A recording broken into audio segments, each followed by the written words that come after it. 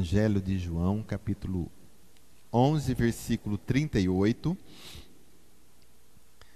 Desejamos aos ouvintes, nossos irmãos da Rádio Palavra Acústica, a graça e a paz do Senhor, e que Deus possa lhes abençoar nesta palavra de João 11, 38, que diz assim: Jesus, agitando-se novamente em si mesmo, encaminhou-se para o túmulo.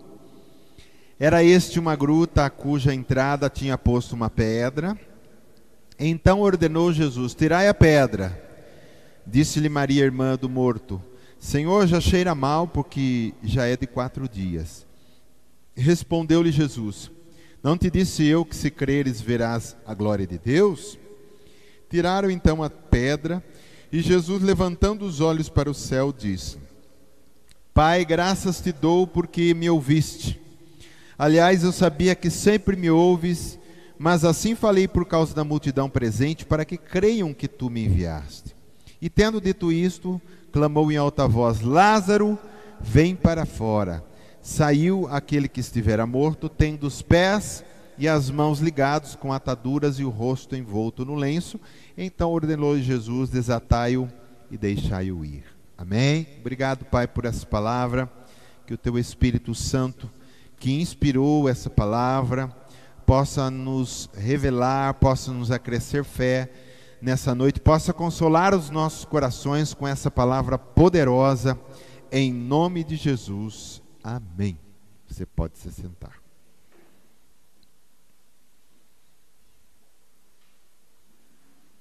Esse texto, querido, dos Evangelhos, fala do maior milagre que Jesus realizou entre todos, que foi a ressurreição de um morto após 4 dias. Jesus fez outras, né? Mas tipo assim, vamos falar do filho da viúva de Naim. Ele tinha acabado de morrer, né? Embora também fosse um grande milagre, mas esse já fazia 4 dias que estava morto, e foi o maior milagre que Jesus fez de todos os outros que ele fez, embora todos são poderosos, são grandes, mas esse aqui foi o maior de todos. Contudo, a gente percebe que Jesus pede para que os homens retirem a pedra do túmulo. Então, muitos podiam perguntar assim: se ele tinha poder para ressuscitar, por que ele não ordenou que a pedra rolasse? Por que ele não ordenou que a pedra rolasse? Ele tinha poder para isso também. Para quem estava ressuscitando o morto de 4 dias, ele disse: pedra, sai da frente. A pedra ia rolar sozinha, porque a pedra ia obedecer o Criador de todas as coisas. Amém?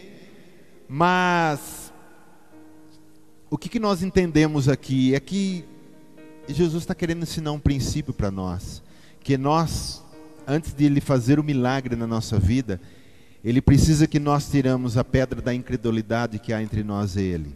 Ele precisa que nós tiramos a pedra do medo, a pedra do desespero, a pedra da insegurança.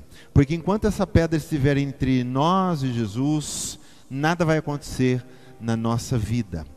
Jesus age em cima da fé, Jesus age em cima da coragem do crente, em cima da esperança do crente. Então, quando existe uma pedra de incredulidade, de medo, de insegurança, de desespero, não há milagre.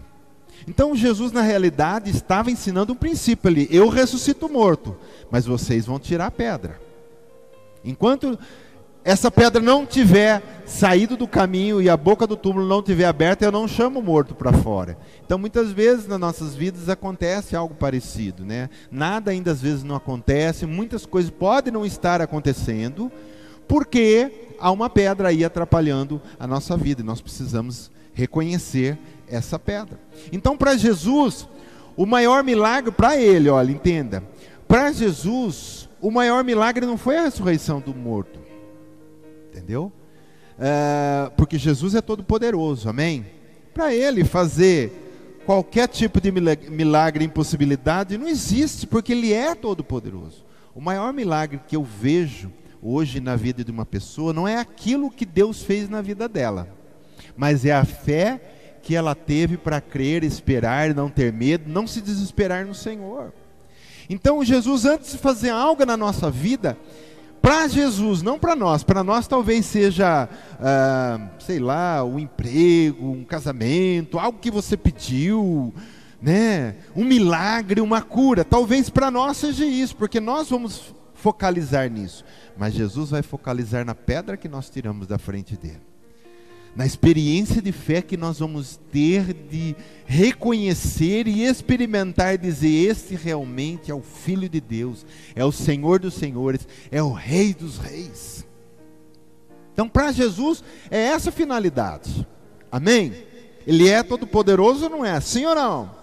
Sim. Então, quero falar dessas 4 pedras, querido, que o Senhor direcionou. Primeira, vamos falar da pedra da incredulidade. Então você vai ver que entre Lázaro e Jesus havia uma pedra.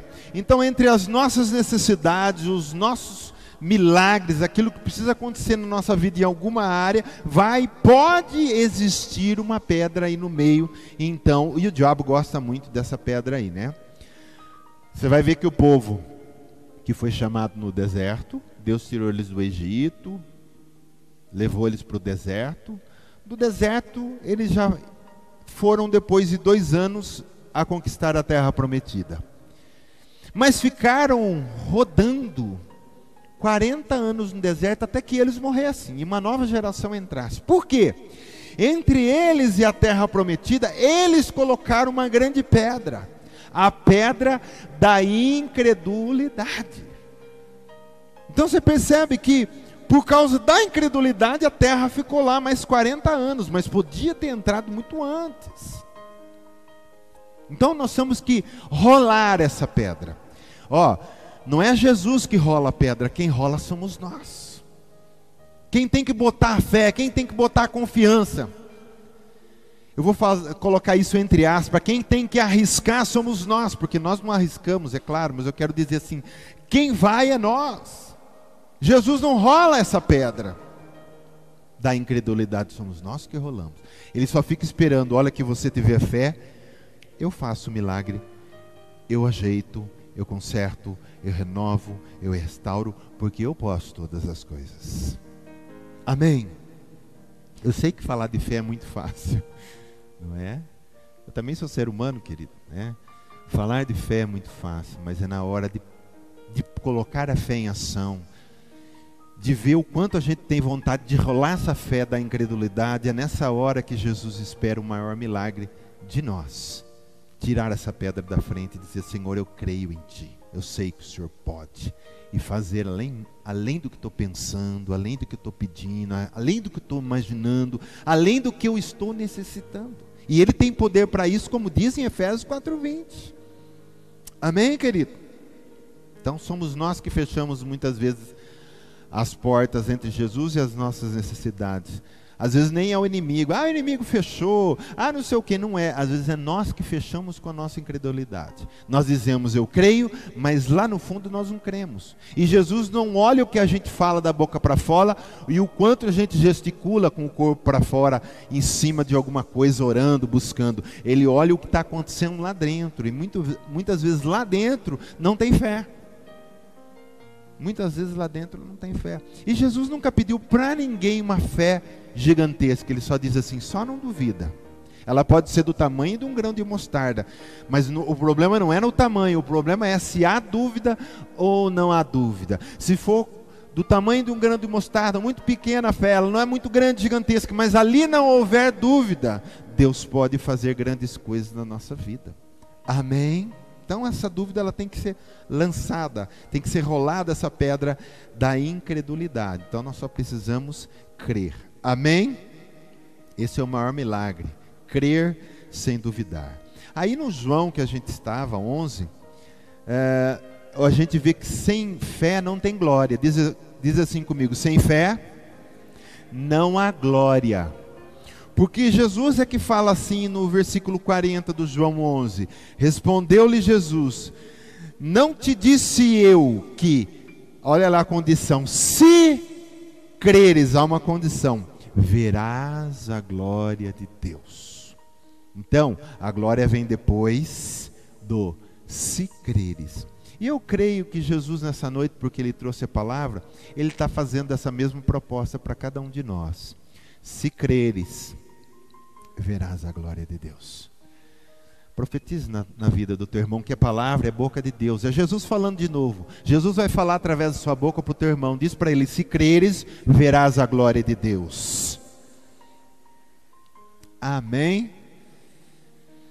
Abre comigo Marcos 9. Você está no Evangelho de João, volta Mateus, Marcos, 2 evangelhos para trás, né? Marcos 9, nós vamos ler do 21 ao 25. E essa palavra aqui, que é a respeito de um jovem possesso, que uma hora os demônios lançavam ele nas águas, outra hora no fogo. Então ele tinha um problema muito sério de possessão, né? Mas aqui nós vamos entender nesse texto de Marcos 9, 21, que não tem possibilidades se não houver fé, tá? E essa possibilidade é em qualquer área, de qualquer tamanho, de qualquer luta. Não há possibilidade sem essa fé. E aí Jesus vai falar assim, ó: perguntou Jesus ao pai do menino: há quanto tempo isso lhe sucede? E ele disse: desde a infância. E muitas vezes o tem lançado no fogo e na água para o matar. Então o demônio queria matar aquela criança, aquele menino. Mas se tu podes alguma coisa, tem compaixão de nós e ajuda-nos. Olha como que ele diz. Jesus vai dar uma correção nele. Ele diz assim, ó: mas se tu podes. Você imagina se estar diante do Criador de todas as coisas e você fazer uma oração assim: ó, mas o Senhor puder. Porque quando eu peço uma coisa para você, eu posso falar desse jeito: se você pode, faça isso ou me ajuda aquilo. Por quê? Você é limitado como eu sou e talvez você não possa me ajudar. Mas quando você se direciona ao Criador de todas as coisas, a gente não pode dizer: Senhor, mas se tu puderes, se tiver ao teu alcance.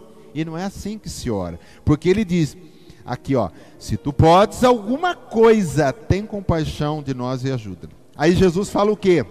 Ao que lhe respondeu Jesus: se podes. Jesus, né, dá uma puxada aqui na frase que ele diz: se podes, tudo é possível ao que crê. Olha que interessante que Jesus tira dele a responsabilidade do milagre. Se podes. Ele não diz: eu posso todas as coisas. Ele diz: se podes, tudo é possível ao que crê. Porque é a fé que agrada a Deus, que aciona as mãos de Deus ao nosso favor. Quando há uma necessidade, eu vou fazer um pleonasmo aqui, quando há uma necessidade necessária a ser cumprida na nossa vida. Então ele diz: se pode, tudo pode, ao que crê. Então o que Jesus precisa da nossa vida? Somente a nossa fé, que no nome dEle nós vamos ser supridos, nós vamos ser restaurados, nós vamos ser direcionados, mas é no nome dEle. Então ele disse: podes, tudo é possível ao que crê. E imediatamente o pai do menino exclamou com lágrimas, chorando: eu creio, Jesus, ajuda-me na minha falta de fé. Vendo Jesus que a multidão concorria, ele repreendeu o espírito imundo, dizendo: espírito mudo e surdo, eu te ordeno, sai desse jovem, nunca mais torne a ele. Amém. Então você percebe que quem precisa de fé somos nós e não Jesus. Jesus, querido, ele não tem necessidade, ele não tem enfermidade, ele não tem conta negativa no banco, não é? Ele não tem contas de água e luz atrasada. Quem tem isso? Somos nós. Então quem precisa de fé? Somos nós. Ele só é o supridor, o sustentador de todas as coisas. Então não é Jesus que precisa de fé para crer em nós, é nós que precisamos crer nele. Ele só espera que entre nós e o milagre, a pedra seja rolada. Não haja nada entre nós e Jesus Cristo. O caminho tem que estar livre, querido, para você ser tocado, para você ser direcionado. Amém? Você crê? Tudo é possível ao que crê. Eu quero falar de outra pedra que se chama pedra da insegurança. A pedra da insegurança não permite que sintamos o calor, o colo do Pai. Porque quando que a gente está inseguro? A gente sempre está inseguro quando nós estamos num ambiente estranho. Você nunca esteve naquele ambiente, você chegou a primeira vez, né? Talvez, vamos dar um exemplo, que você nunca foi no hospital fazer uma cirurgia. E se um dia precisar fazer uma cirurgia, quando você chega naquele ambiente estranho, nunca fez uma cirurgia, o que você sente? Uma certa insegurança.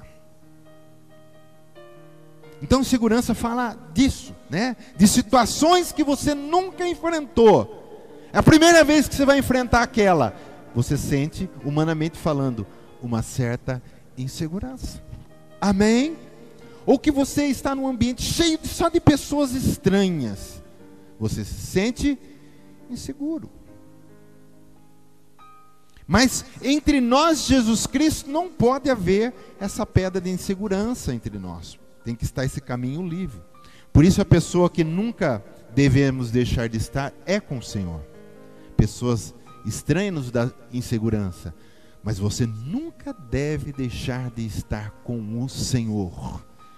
Porque Ele não é estranho para nós. Ele é o nosso Pai. Nós saímos do coração de Deus e vamos voltar para o lugar de origem, que é o coração de Deus. O coração do Pai nos dá segurança. Amém? É um lugar que a gente nunca vai se sentir inseguro. Amém, querido? O lugar da onde a gente nunca deve sair, porque a gente falou de lugares estranhos que dá insegurança, mas o lugar da onde a gente nunca deve sair é na sala do trono, adorando o Senhor, falando com o Senhor, elevando ao Senhor incenso suave. E uma situação que a gente nunca deve deixar de estar, e essa não é estranha para nós, é de joelhos no chão adorando ao Senhor. Essa situação é a melhor situação que pode acontecer na nossa vida. Amém? Fora de Deus, querido, não há segurança. Por isso nós temos que estar no Senhor. Não pensa muitas vezes que é o plano médico, que é a cerca elétrica, o que é um dinheiro aplicado que vai te dar segurança. A gente conhece muita gente que são seguros porque tem um dinheiro aplicado, porque tem um dinheiro investido. E eu não vejo nada de errado nisso. Eu só acho assim, você tem que investir, você tem dinheiro, você tem que aplicar. Amém. Mas a sua segurança não pode estar ali. Porque do jeito que vem, vai. Amém. Eu prefiro ficar com o dono do ouro e da prata do que o ouro e a prata do dono. O dono, né? Tem aquela frase muito conhecida dos caminhoneiros, né? Sempre a gente via nos para-choques: não sou dono do mundo, mas sou filho do dono. Sou filho do dono. Então é isso que dá segurança ao nosso coração. Abre comigo no Salmo 121. 121 é o salmo que fala de uma segurança para nós, querido. Salmo 121, que diz assim: elevo os olhos para... Esse salmo fala de segurança, viu?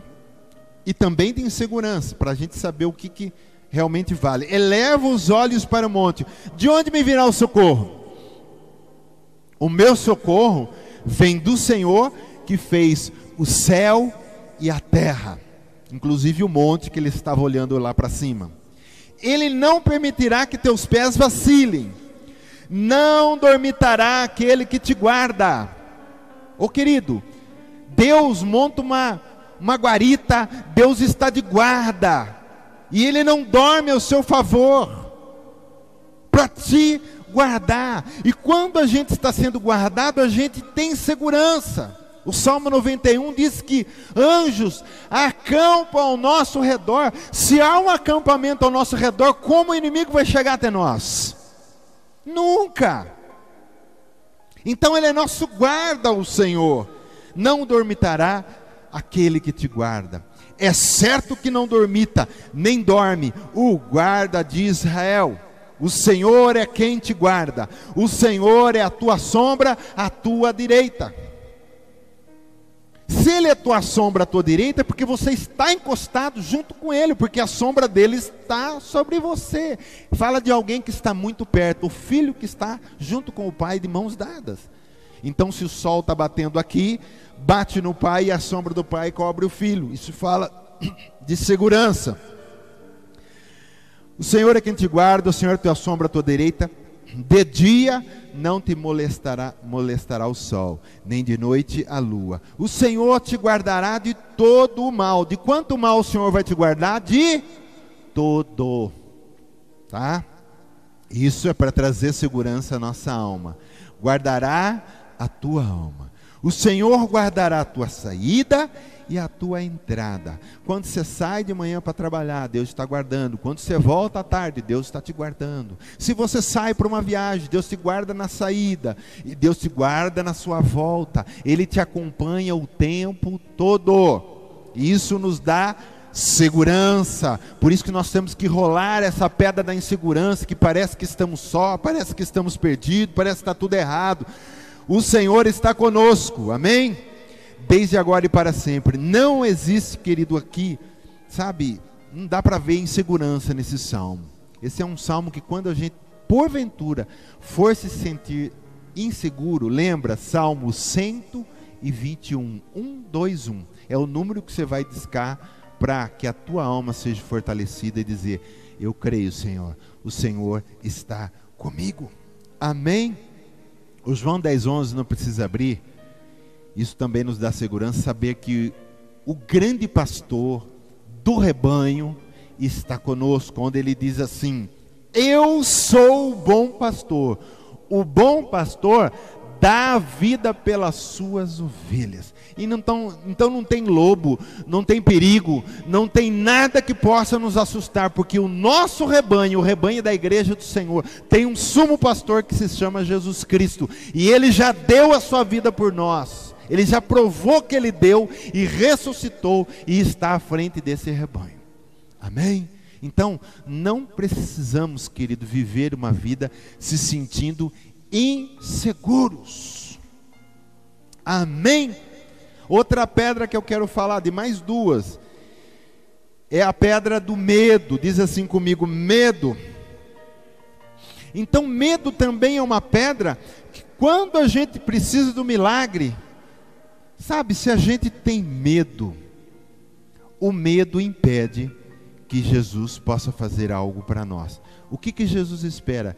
Que a gente possa, que nós possamos rolar essa pedra do medo. Não é Jesus que rola a pedra do medo, é você que bota a pedra do medo para o lado e deixa o caminho livre entre você e Jesus Cristo. Amém?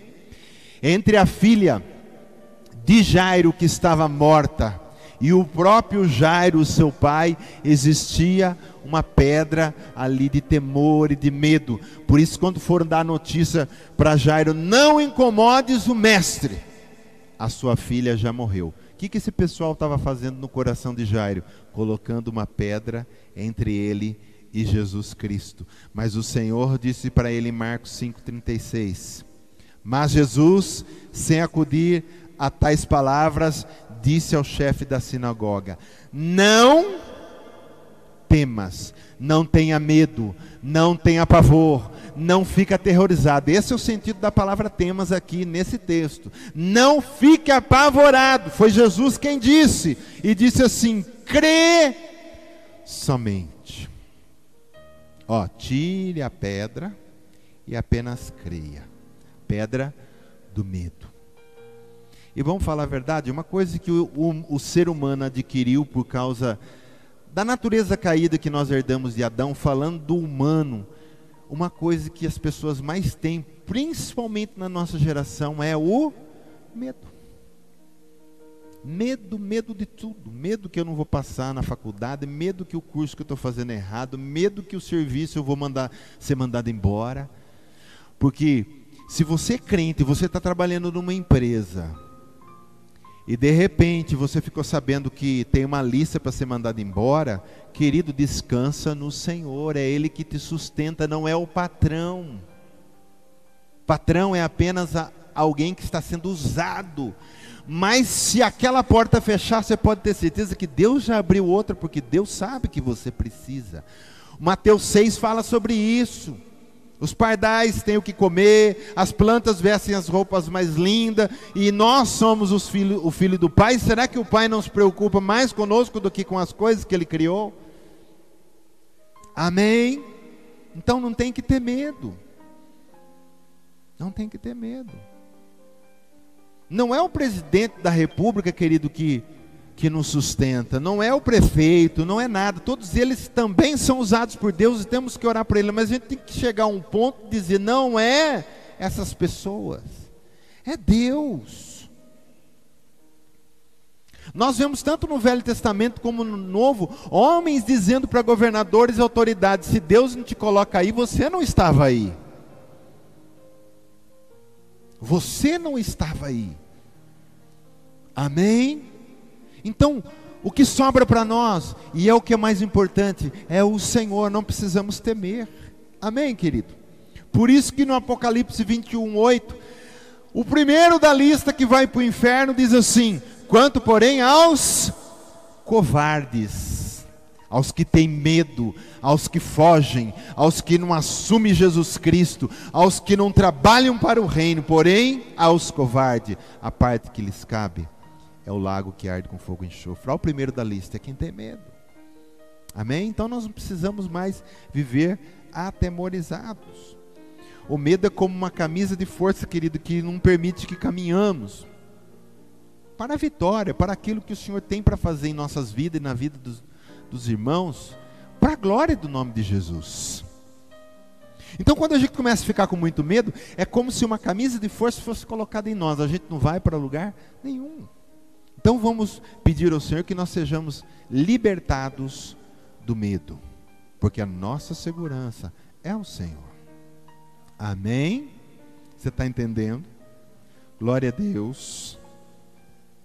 E a última pedra que eu quero falar é a pedra do desespero. Diz assim comigo: pedra do desespero. O desespero sinaliza que acabou a esperança no Senhor e ficamos na dependência do humano. Porque quando um homem, se é que ele anda com o Senhor por um tempo e vê as pessoas falarem do poder de Deus, e de repente ele perde a esperança no Senhor, o que sobra para ele esperar? No humano. E do humano o que a gente pode esperar? Nada. Pode estar lá um especialista em coração, um médico que entende tudo, mas vai ter casos que ele não pode fazer nada. Vai ter casos que ele não pode fazer nada, porque o médico, ele tem uma limitação. Mas o médico dos médicos pode todas as coisas. Amém? E aí, a gente não se desespera. A pedra do desespero tem que ser rolada das nossas vidas. Porque quando a gente espera em coisas, a gente espera no banco, a gente espera no dinheiro, a gente espera nas pessoas, isso aí pode passar uma rasteira em nós. Não é nisso que nós esperamos no Senhor. Diz assim comigo: eu espero no Senhor, somente no Senhor. Amém. Quando a gente espera, querido, na dependência total só do homem, nós assassinamos a esperança que há em nós, porque o Espírito Santo que habita em nós, Ele é que coloca esperança em nossos corações. A Bíblia diz na realidade, em Efésios, que nós fomos selados pelo Espírito Santo para a volta de Jesus adquirir essa propriedade que é dele. Então o Espírito Santo está guardando, ele é penhor, ele é segurança. O que é penhor? É uma segurança que aquilo vai ser pago, que aquilo vai ser entregue. Então o Espírito Santo é nosso selo, o Espírito Santo é que dá esperança no nosso coração. Só que essa esperança que ele coloca é no Senhor Jesus, o nome que está acima de todo nome. Eu posso fazer um negócio com um homem, eu posso fazer alguma coisa com um homem, mas sempre pensando assim: Deus é que está nesse negócio. Eu espero no Senhor.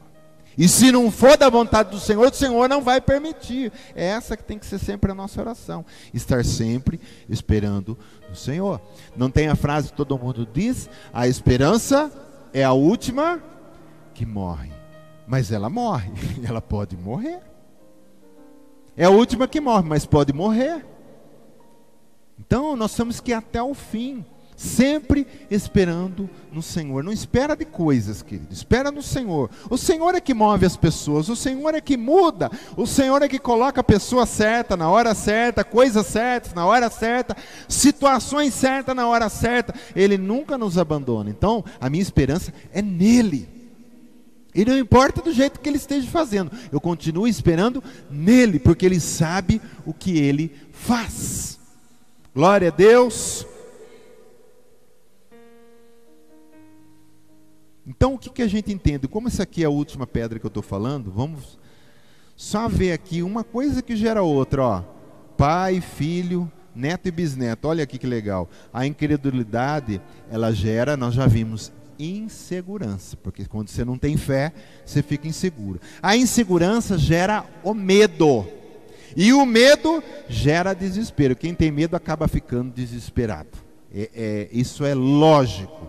E nós vemos Pedro, isso acontecendo com Pedro andando sobre as águas. Primeiro ele teve fé. Se és tu, Senhor, manda que eu vá contigo. Jesus deu uma ordem. Vem! Ele creu. Mas aí de repente ele rolou uma pedra de incredulidade. Mas se eu afundar, deve ter passado isso na cabeça dele, porque as ondas estavam fortes. O vento estava forte, as ondas estavam altas. Aí isso gerou uma insegurança nele, gerou um medo e também gerou um desespero, porque ele começou a afundar e clamou ao Senhor e o Senhor o socorreu. Amém? Então, o desespero, ele acaba tirando de nós a coisa mais linda que há no crente, que é a esperança.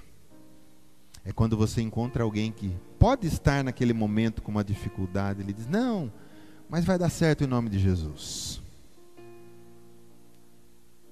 Está numa luta, mas ele sabe sempre quem vence. Ele diz, não, vencendo em nome de Jesus. Mas alguém pode dizer, vencendo o que se ainda não está, parece que está perdendo.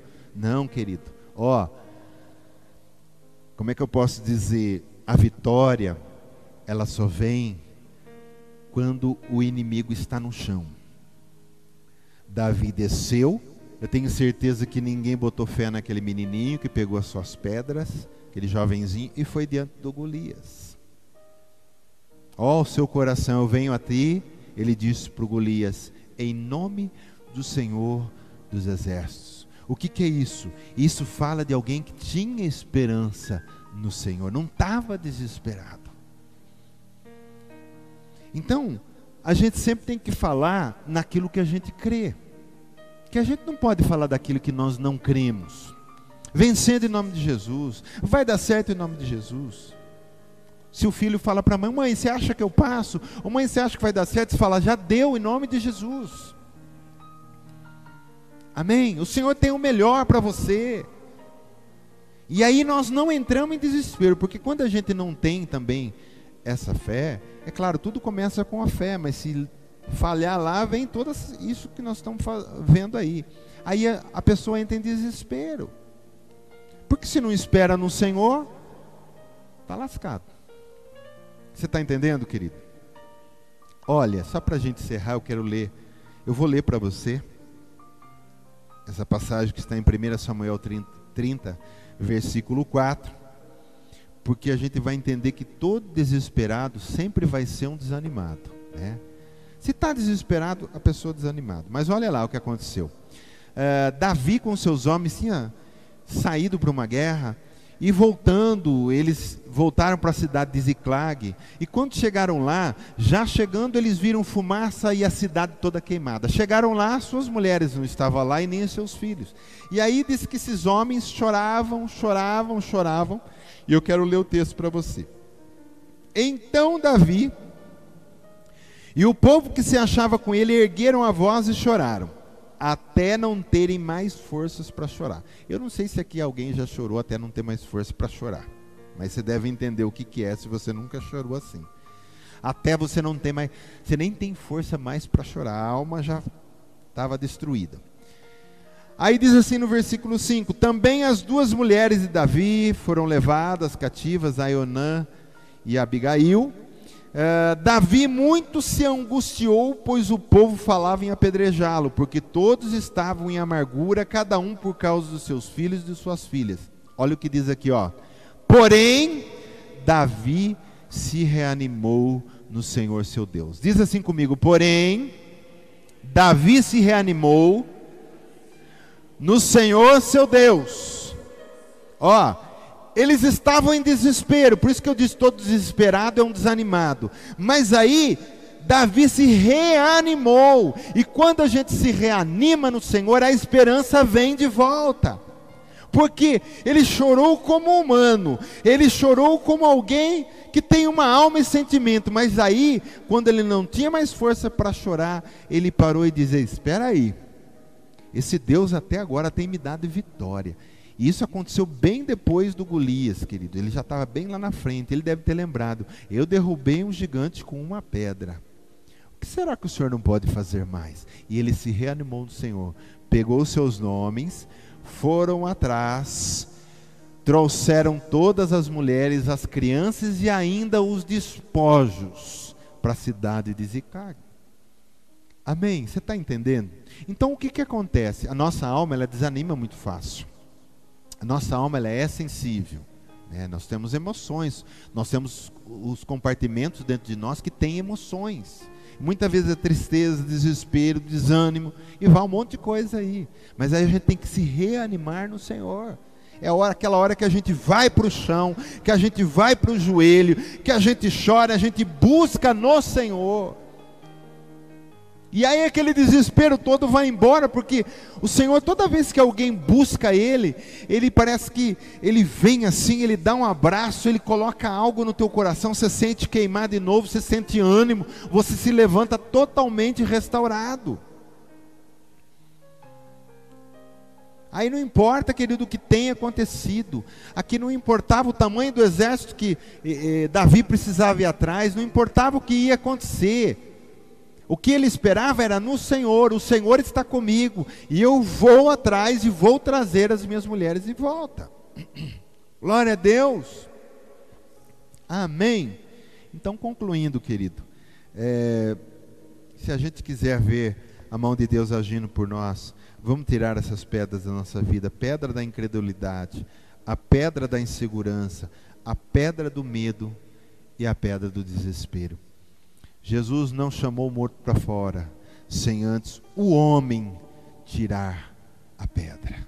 Então, vamos liberar o nosso coração, vamos liberar o caminho entre nós e o Senhor, porque grandes coisas o Senhor ainda tem para fazer em cada uma das nossas vidas. E eu sei que Ele pode fazer, porque Jesus sempre fez grandes coisas. Não porque nós merecemos, mas porque Ele nos ama. E porque Ele contempla, querido, a fé que nós temos nele. Amém?